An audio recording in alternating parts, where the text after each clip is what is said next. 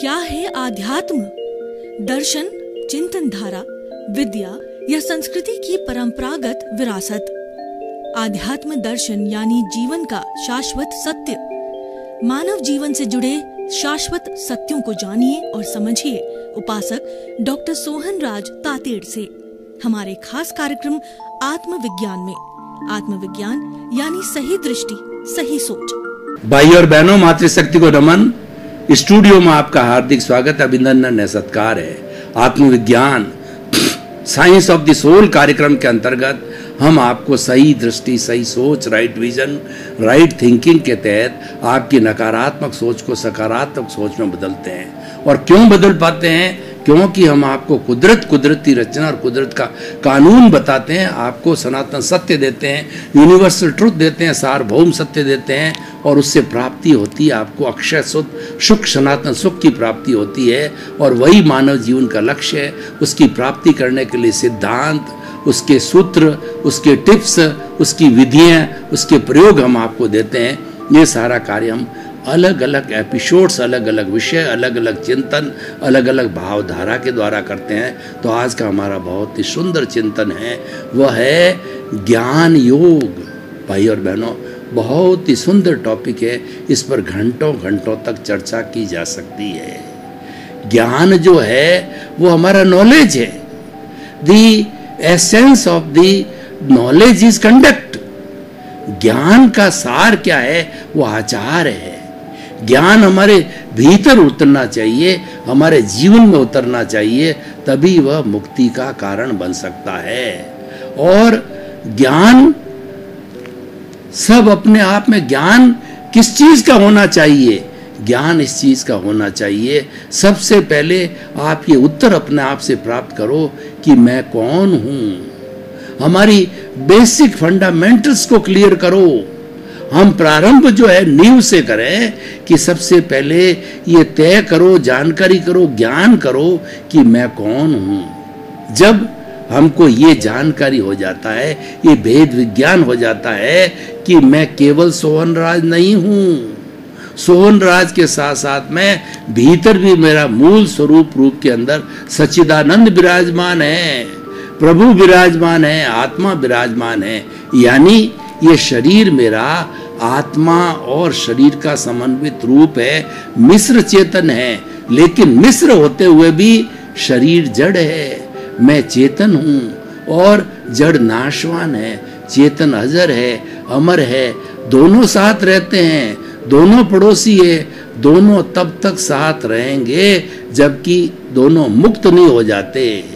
जब ये अब हमारा जो साथ का जो जड़ शरीर है, यानी ये जड़ शरीर का जो गंगोत्री है, वो हमारा कॉजल बॉडी है, वो हमारा कार्बन शरीर है, वो हमारा लिंग शरीर है। उसी के कारण ये स्थूल शरीर मिला और अन्य चीजें मिली है। तो हमें उस पर फोकस करना पड़ेगा, उस पर फोकस करना, उसको समझना, वो सबसे बड़ा ज्ञान है। और वो स्वयं अपने आप में अज्ञान है। जो हमारा राग द्वेष है, हमारी कॉजल बॉडी है और हमारा जो लिंग शरीर है, उसको सभी धार्मिक ग्रंथों ने उसको सबसे बड़ा अज्ञान माना है। कोई अज्ञान कहता है, कोई अविद्या कहता है, कोई अंधकार कहता है, कोई कर्म रज कहता है, कोई कॉजल बॉडी कहता है, कोई जो है उसको लिंग शरीर कहता है, और कोई जो है वो इसको जो है वो कर्म रज के रूप में मानता। कुछ भी नाम हो सकते हैं, लेकिन कुल मिला करके वह जो अज्ञान है उसका प्रतिपक्षी ज्ञान है। जो आज हमारा जो मेन एपिसोड है कि वह है ज्ञान की प्राप्ति करना। कौन से ज्ञान की? आत्मज्ञान की प्राप्ति करना। हमको सच्चिदानंद बनना, हमारा लक्ष्य है सच्चिदानंद बनना। सच्चिदानंद का होता है सत्य, चित्त और आनंद। सत्य का मतलब अविनाशी, हमारा जो मूल अस्तित्व है, मैं शुद्ध आत्मा हूं, ये अस्तित्व है, ये मेरा अस्तित्व जो है वह चेतन है, वह अविनाशी है। और दूसरा जो है इसके अंदर सत्य और चित्त। चित्त का मतलब ये है कि इसके गुण क्या है? इसके गुण हैं ज्ञान और दर्शन। अब यहाँ पर बात आई, इसके दो विभाग किए गए, लेकिन वास्तव में ये है एक ही। दोनों मिल जाते हैं, दोनों एक दूसरे के पूरक है। दो इसलिए बताए गए कि ये पर्याय है, ये उत्पाद और व्यय है। ये दोनों पर्याय न हो तो आत्मा का अस्तित्व जीरो हो जाता है, आत्मा की कोई अर्थ नहीं होता। इसीलिए ये ज्ञान और दर्शन वाला है। और तीसरा इसका लक्षण है वो आनंद है।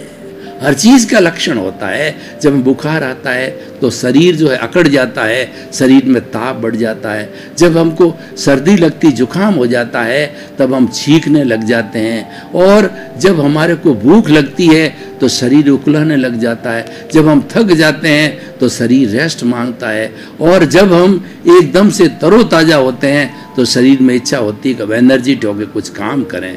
तो इसीलिए भाई और बहनों, हर चीज का ज्ञान होता है और हर चीज के अंदर ज्ञान किया जाता है। ज्ञान ही मुख्य है। मैं आपको उदाहरण देकर के बताना चाहता हूं कि आप 4 व्हीलर और 2 व्हीलर सड़क पर चला रहे हैं, आप घर से ऑफिस को जा रहे हैं, तो आपको ज्ञान नहीं है कि लेफ्ट में चलना चाहिए कि राइट में चलना चाहिए कि मध्य में रहना चाहिए, और क्या संकेत है जो है, कब हमको साइड लेनी चाहिए, कब नहीं लेनी चाहिए, अगर आपको ये, और कब पैडल लगाना चाहिए, कब रेस देनी चाहिए।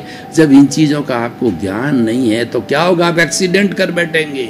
एक गृहिणी भोजन बनाती है तो भोजन बनाते समय उसको बहुत सी चीज़ों का ध्यान रखना पड़ता है। अग्नि भी जलानी पड़ती है, बंद भी करनी पड़ती है, कम भी करनी पड़ती है, ज़्यादा भी करनी है, मसाले अनुपात में डालने पड़ते हैं, वरना जो है सब्जी खारी हो जाती है, वरना नहीं डाले हैं तो स्वादिष्ट नहीं होती है। तो कितनी चीज़ों का ध्यान रखना पड़ता है। तो मेरे कहने का अर्थ ये होता है, हर चीज़ का ज्ञान होना चाहिए। बिना ज्ञान के ये मानव जीवन जीरो है, निरर्थक है। तो मैं जो जिस ज्ञान योग की बात कर रहा हूँ, ये आत्मज्ञान की बात है। और ये भगवान कृष्ण ने जो गीता के अंदर ज्ञान योग को बताया, तो सबसे बड़ा जो ये शक्तिशाली जो योग है वो ज्ञान योग है।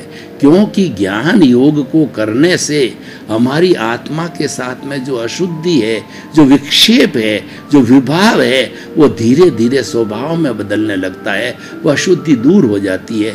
मैं आपको उदाहरण देना चाहता हूँ कि आपका कपड़ा बहुत मैला हो गया और एकदम काला कलूटा हो गया, उस पर कालिक जम गई है, तो हम आजकल बहुत पावरफुल डिटर्जेंट पाउडर आते हैं वॉशिंग मशीन में डाल करके, और वह जो कैसा ही पुराना से पुराना दाग हो वह सब धुल जाता है। वो किस लिए धुल जाता है कि उसके अंदर धुलने की पावर है, और वह जो अलग मैल निकालने की उसमें शक्ति है। तो ठीक उसी तरह से हमारा जो विभाव है, हमारा जो राग द्वेष है, वो राग द्वेष दूर कब होता है कि जब जो ही हमने ज्ञान कर लिया आत्मा का। आत्मा का ज्ञान है ज्ञाता दृष्टा में रहना।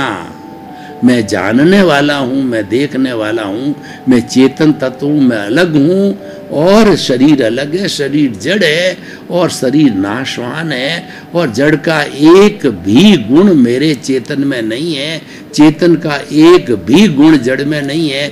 चेतन कभी जड़ नहीं हो सकता, जड़ कभी चेतन नहीं हो सकता।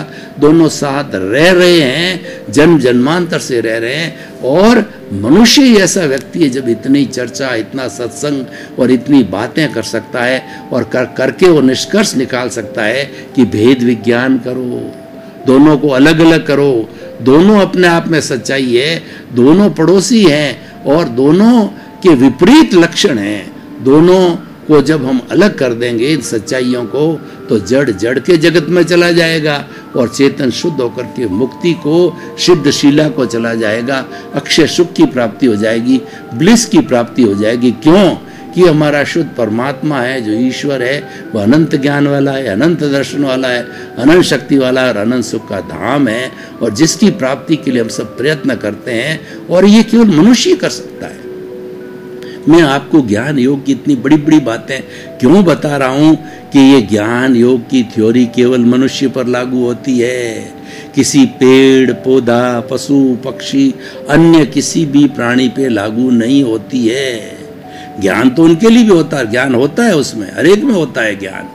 आच्छादित ज्ञान है। ज्ञान तो जो हमारा एक इंद्रिय जो है पेड़ पौधे उनमें भी होता है, लेकिन वो ज्ञान बहुत न्यून होता है, डेवलप्ड ज्ञान होता है, वो मनुष्य का होता है, क्योंकि मनुष्य के मन बुद्धि चित्त अहंकार बहुत डेवलप्ड होते हैं और उससे उसका विकास होता है। और मनुष्य ही एक ऐसा प्राणी है जो ज्ञान योग के द्वारा वो करता करता वो मुक्ति को भी प्राप्त हो सकता है। ज्ञान योग का हमारा मुख्य लक्षण है, ज्ञान योग का उद्देश्य है कि मुक्ति को प्राप्त होना। और मुक्ति को प्राप्त होना कब होगा?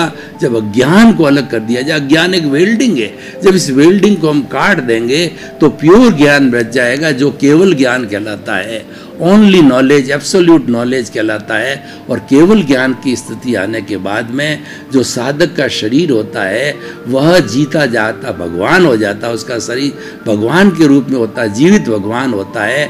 और वो स्नेह स्नेह जो कुछ भी उसके अघाती कर्म बचे हुए, घाती कर्म तो जो है वो केवल ज्ञान होते हैं, सब समाप्त होते हैं। ज्ञानावर्णीय, दर्शनावर्णीय, अंतराय और मौन ये समाप्त हो जाते हैं। और जो अघाती कर्म शरीर से जुड़े होते हैं, जिसके अंदर वो सब शुभ होते हैं और खास तौर से उनके आयुष्य है वो बाकी रहता है।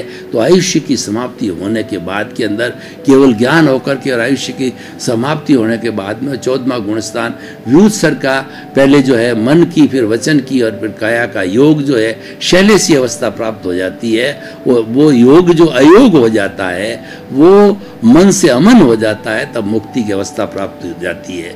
तो भाई और बहनों, ज्ञान योग बहुत ही सुंदर विषय है, इसके ऊपर हमें बहुत अच्छी तरह से चर्चा करनी चाहिए कि आखिर के अंदर ज्ञान योग की मुख्य धारा क्या है। ज्ञान योग की मुख्य धारा यह है कि आप जड़ और चेतन को पहचानो।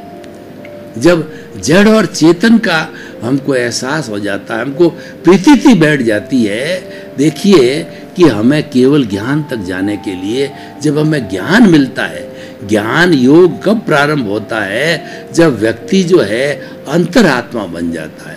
जो जीवात्मा होता है वो अज्ञानी होता है, और वह अज्ञानी मनुष्य है, लेकिन वो अज्ञानी मनुष्य है। अज्ञानी क्यों है? कि उसके ज्ञान टच नहीं हुआ है और वो उस अज्ञान को ही ज्ञान मानता है, मैं मेरा कोई ज्ञान मानता है, कर्ता भाव रखता है, ऑनरशिप रखता है, मैं और मेरा, मेरा घर, मेरा परिवार, मेरा धन, मेरे दौलत, मेरे बाल और बच्चे, और मैं जो पति पत्नी बेटा बहू, ये सब जो है आपस में केवल वहीं तक सीमित है, उसके आगे उसकी बुद्धि नहीं जाती है। लेकिन ज्ञान योग प्रारंभ होता है जब कोई ज्ञानी पुरुष मिलता है। इसीलिए हमें प्रयास करना चाहिए कि सबसे पहले ज्ञानी पुरुष की सत्संग करके उसके चरणों में समर्पित होके उसकी कृपा प्राप्त करके हम ज्ञान को प्राप्त करें। कैसे प्राप्त किया जा सकता है? स्वामी विवेकानंद का मैं उदाहरण देना चाहता हूँ। उनका नाम नरेंद्र नाथ था और उनके वो 10 से अधिक भाई बहन थे। उनके घर की स्थिति जो है बहुत कमज़ोर थी, दोनों टाइम भोजन नहीं मिलता था और बड़ी कष्ट की अवस्था में थे। लेकिन स्वामी विवेकानंद जो है वो एक जो पीछे से तपस्या का और पीछे से अच्छा जीवन लेकर के आए थे, तो उन्होंने जब समझ आई तो सोचना चालू किया कि वास्तव में सच्चा गुरु ढूंढूं, सच्चा ज्ञानी पुरुष ढूंढूं, प्रत्यक्ष ज्ञानी पुरुष ढूंढूं। वो ज्ञानी पुरुष जब मुझे ज्ञान दे देगा, मेरे में ज्ञान संप्रेषित कर देगा, तब मेरा विकास होगा। तो उन्होंने बहुत से आचार्यों को, बहुत से साधुओं को, सन्यासियों को टटोला, लेकिन वो मनपसंद को गुरु नहीं मिले। और जब जो है कन्याकुमारी के अंदर स्वामी रामकृष्ण परमहंस विराज रहे थे, वहाँ उनका आश्रम है और वहाँ काली का मंदिर है, उसके उपासक थे, तो वो उनके पास में गए तो प्रथम दृष्टवा स्वामी विवेकानंद को, नरेंद्र नाथ नाम था, उनको प्रथम दृष्टवा अपना सदगुरु मिल गया और रामकृष्ण परमहंस को सद शिष्य मिल गया। उन्होंने नज़रों नज़रों में देखते ही एक दूसरे को पहचान लिया और एडॉप्ट कर लिया। तो उस वक्त के अंदर स्वामी रामकृष्ण परमहंस ने जो है नरेंद्र नाथ को कहा, तुम्हारे घर की बहुत स्थिति कमज़ोर है, पैसे की कमी है, तो काली के मंदिर में उपासक हूँ, काली के मंदिर में जाओ और काली से, देवी से प्रार्थना करो कि हमारी आर्थिक स्थिति को दृढ़ करो ताकि कि हमारा परिवार सुख से जो जीवन यापन कर सके। तो जब उन्होंने 1-2 बार कहा तो काली मंदिर के पास गए और मंदिर में जब गए और उस देवी की छटा देखी, एनलाइटनमेंट देखा, तो वो भूल गए कि द्रव्य को या धन को प्राप्ति करने की बात भूल गए और उनका goddess please give me enlightenment, उस परिवेश में, उस वातावरण के अंदर वो एनलाइटनमेंट मांग लिया और देवी ने कह दिया तथास्तु। तब उनका तीसरा नेत्र खुल गया, तब उनको ज्ञान योग उस वक्त हुआ है। सच्चा ज्ञान योग वही है जब हमारा तीसरा नेत्र खुल जावे, हमारी थर्ड आई खुल जावे। थर्ड आई समता की है, हमारी एक आंख और दूसरी आंख, ये प्रियता की आंख है, ये अप्रियता की आंख है, ये अच्छा है, ये बुरा है।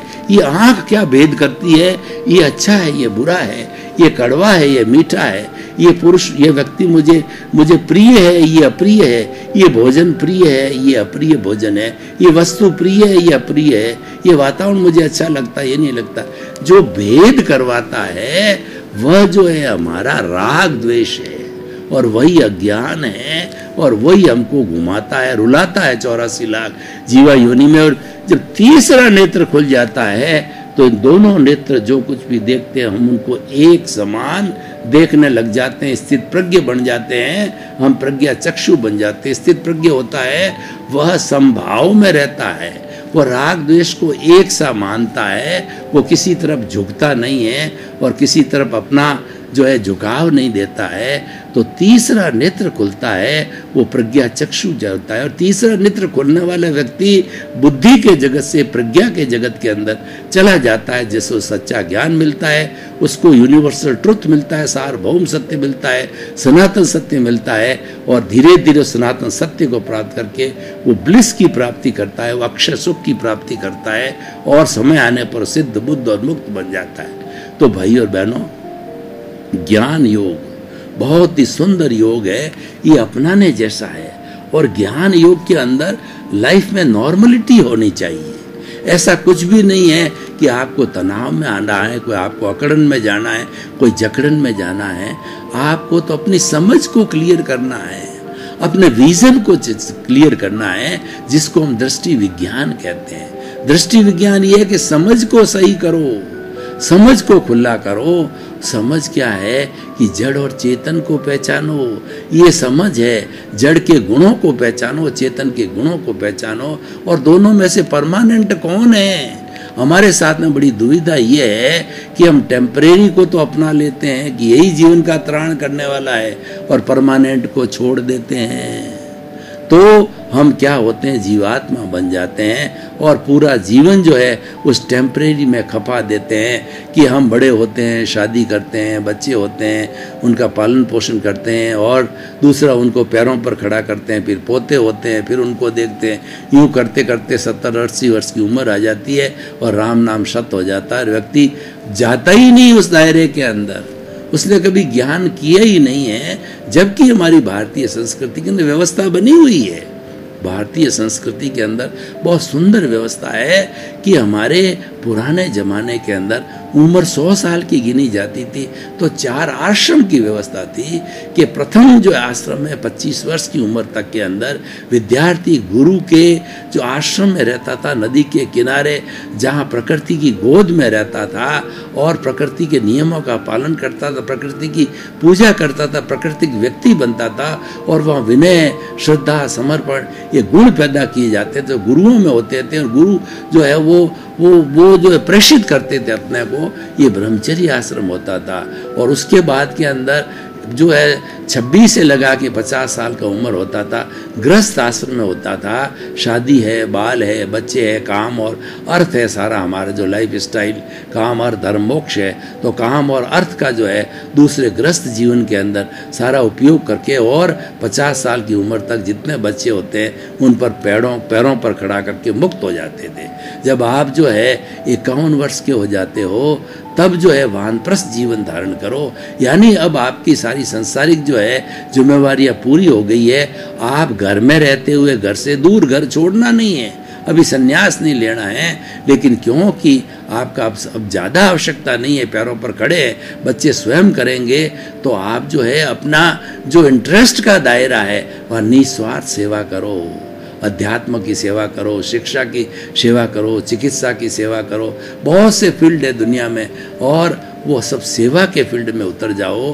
वो सेवा भी क्या होनी चाहिए, जो मानद सेवा होनी चाहिए, बिना पैसे दिए सेवा लिए पैसा करनी चाहिए, तब उसका उपयोग होता है। मन की सेवा, तन की सेवा और धन की सेवा, ये अलग अलग विषय है। और हमारे 4 तरह के ऋण होते हैं, हमारा देव ऋण, पितृ ऋण और जो है हमारा गुरु ऋण और समाज ऋण, वो सेवा करके हम उतार सकते हैं। तो भाई और बहनों, सारा ज्ञान योग से जुड़ी हुई बात है। और तीसरा वानप्रस्थ, चौथा संन्यास आश्रम होता है कि आजकल 100 वर्ष की उम्र होती नहीं है, वानप्रस्थ तक पहुंच जाए तो बहुत बड़ी बात है। लोग लास्ट मोमेंट तक भी वानप्रस्थ लेते नहीं हैं, और संन्यास कोई लेता है तो बहुत बड़ी वो साधु बन जाता है, और वो सर्वविरति, सब तरह की हिंसा से मुक्त हो जाता है। और वैसे आज के युग में संन्यास लेने की कोई उम्र नहीं है। कोर्ट ने हमारा तय किया है कि आपको धार्मिक स्वतंत्रता है, 9 वर्ष की उम्र में समझ आ जाती है, तब कोई भी व्यक्ति सन्यासी बन सकता है, अपने अपने धर्म के अनुरूप होता है। हर एक को अपना अपना धर्म पालन करने की पूरी आज़ादी है, स्वतंत्रता है हमारे कॉन्स्टिट्यूशन में। तो भाई और बहनों, हम ज्ञान योग की बात कर रहे थे।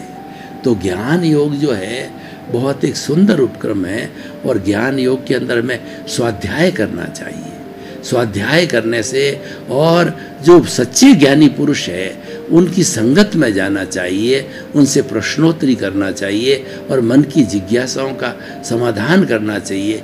ज्ञान योग है हमारे 4 बातों से बना हुआ है।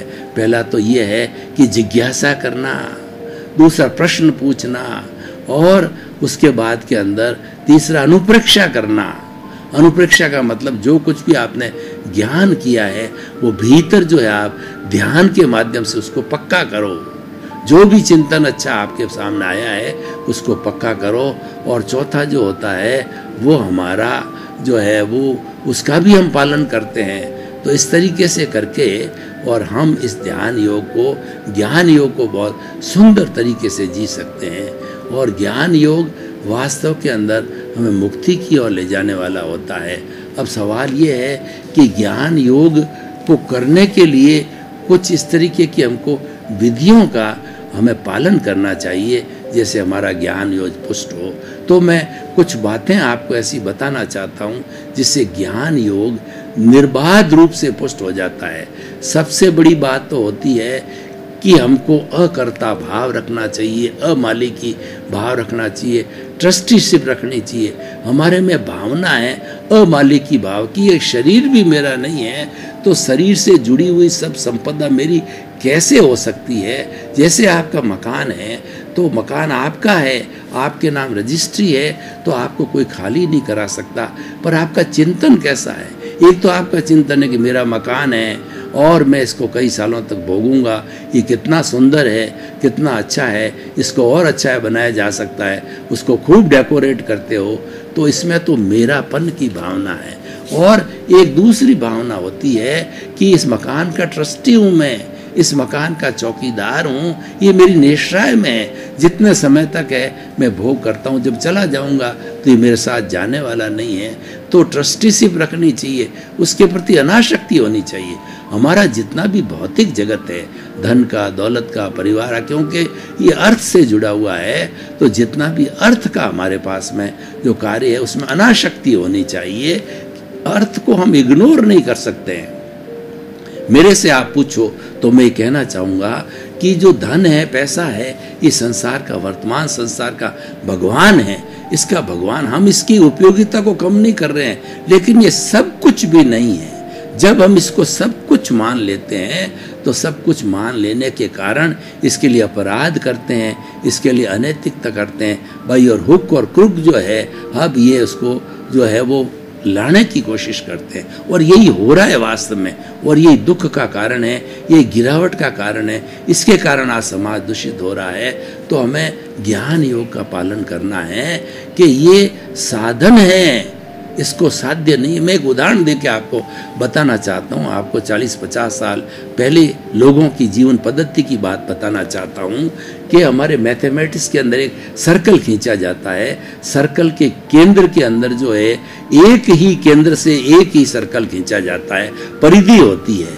तो पहले क्या था कि सर्कल की केंद्र के अंदर आत्मा का ध्यान, सद्गुणों का ज्ञान, सद पुरुष, सदाचार, नैतिकता, ये मूल्य रखे जाते थे और उसी व्यक्ति की पूजा होती थी जिसके पास में ज्ञान योग था, जो भक्ति योग था, कर्म योगी थे, ध्यानी थे, उनकी जो है उपासना की जाती थी। भाई और बहनों, आपका बहुत बहुत धन्यवाद। आप हमारा आत्मविज्ञान कार्यक्रम लंबे समय से देख रहे हो, लंबे समय से प्रसारित भी हो रहा है प्रतिदिन, तो हमको बराबर फीडबैक मिल रहा है। और फिर भी आपका कोई प्रश्न हो, आपकी कोई जिज्ञासा हो, आप समाधान चाहते हो, तो हमारे पर्दे के पीछे लिखे हुए ईमेल आईडी और हमारा मोबाइल नंबर, हमारी वेबसाइट और हमारा मोबाइल ऐप पे आप अपनी जिज्ञासा को लोड कर सकते हैं। वो जिज्ञासा के अनुरूप आपको समाधान मिलेगा और जिज्ञासा के अनुरूप ही हम नए नए एपिसोड जो है तलाशेंगे कि आपको जनता को किस चीज़ की जिज्ञासा है। इसी क्रम में आपका जीवन आनंदमय हो, मंगलमय हो, सुखमय हो। आपके प्रति बहुत बहुत शुभ। क्या है आध्यात्म? दर्शन, चिंतन धारा, विद्या या संस्कृति की परंपरागत विरासत। आध्यात्म दर्शन यानी जीवन का शाश्वत सत्य। मानव जीवन से जुड़े शाश्वत सत्यों को जानिए और समझिए उपासक डॉक्टर सोहन राज तातेड़ से हमारे खास कार्यक्रम आत्मविज्ञान में। आत्मविज्ञान यानी सही दृष्टि, सही सोच।